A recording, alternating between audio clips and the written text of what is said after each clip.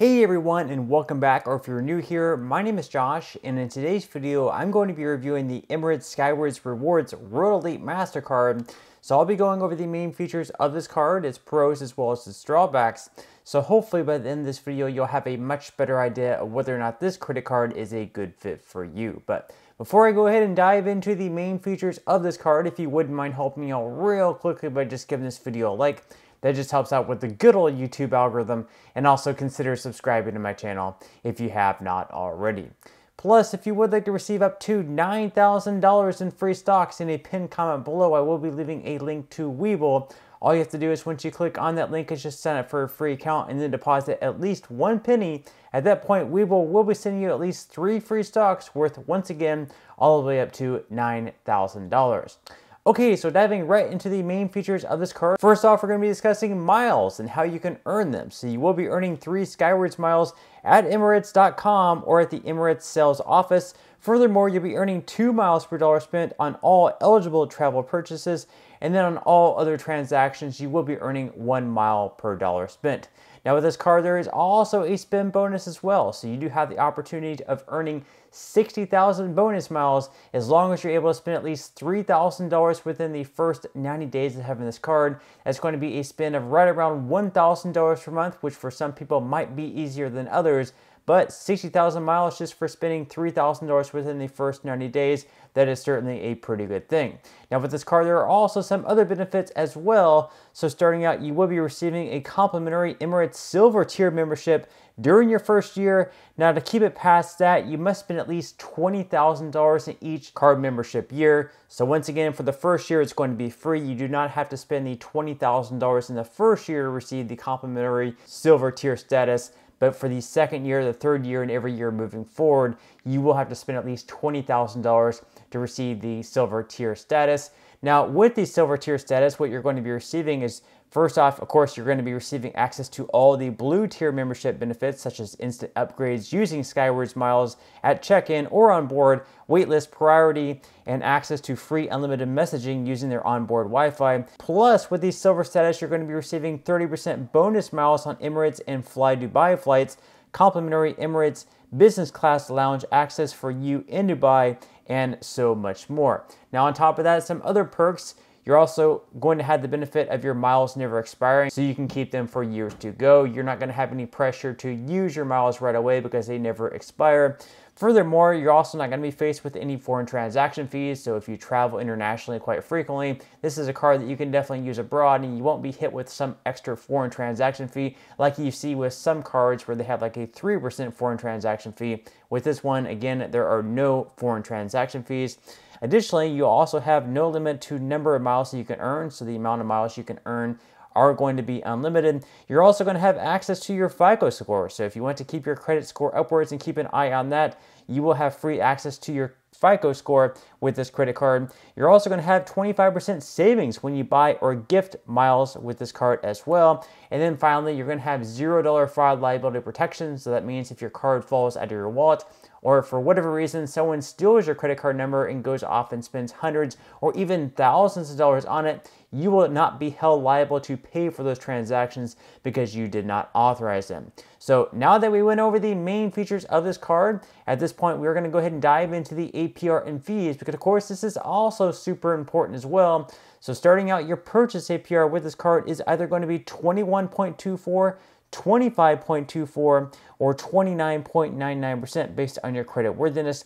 Now, as far as balance transfers go with this card, there's not much of a point in doing a balance transfer, at least starting out, because they don't have like a promotional 0% APR for, let's say, like the first 12 to 18 months, where you could transfer a balance from one card over to this card and not pay any interest for that time period. There is going to be a pretty high interest rate starting out, so it doesn't really make sense doing so. However, later on, they might offer you something. But starting out, once again, your APR on those balance transfers is going to be 21.24, 25.24, or 29.99%, just like your purchases.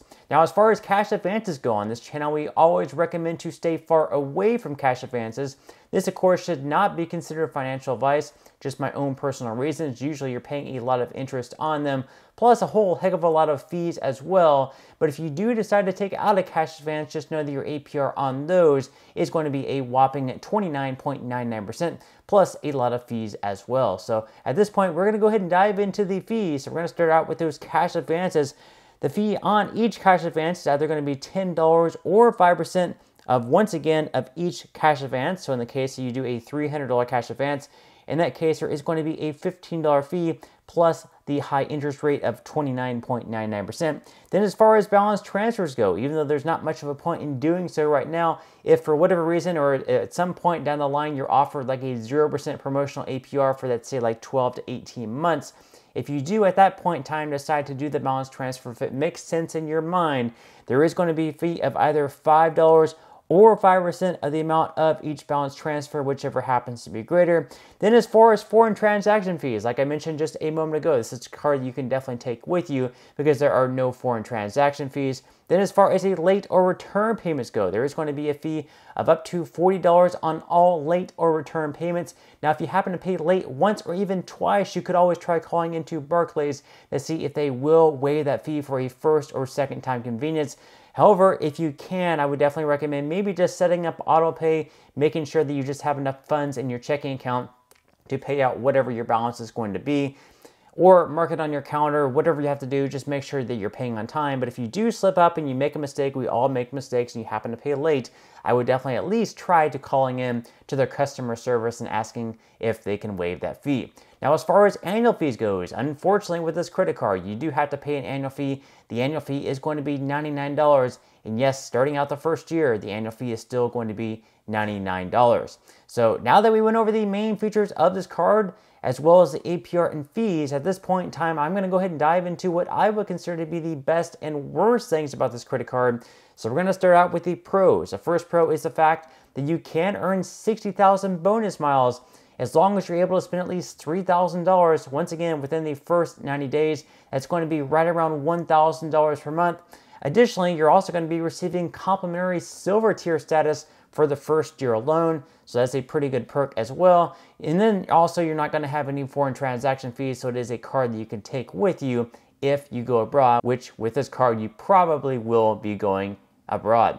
Now, as far as a drawbacks go, first off, is of course the fact of that $99 annual fee, which is going to start out the first year. So you will have to make the benefits worth it. With this card, you will have to pull in at least $99 in benefits to offset that $99 annual fee. Additionally, it is really going to be targeted towards those who usually fly in Emirates. If you don't usually fly in Emirates, you're more than likely going to have to transfer your points to one of their partner airlines. And then finally, as far as the silver status goes, even though during your first year, you're going to have a complimentary access to the silver tier status for free. There's no spin goals.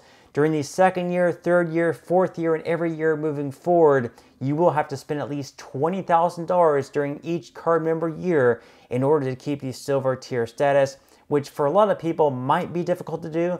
If for you, you usually fly and you spend thousands of dollars with this airline every single year, or you're spending thousands of dollars every single year just in general, and you think you can hit that spin goal with this card, all great for you. But for everyone else, perhaps that might be a drawback, not being able to keep that silver tier status for the second year moving forward, but then still having to pay the $99 annual fee. But just some things up here. If you usually fly Emirates and you think you're going to be able to keep the silver tier membership for years to come because you're spending at least $20,000, this card probably could be a good fit for you. However, for everyone else that doesn't usually fly Emirates all that much and they don't believe they're going to be able to keep the silver tier status, then for the first year it still might be worth it, but for the second year moving forward, there might be some other better credit cards out there for you. But that's all we have for today's video. I certainly hope that you enjoyed and found value out of it. If you did, again, I would greatly appreciate it if you could give this video a like, consider subscribing to my channel if you have not already, and I will see you in the next video.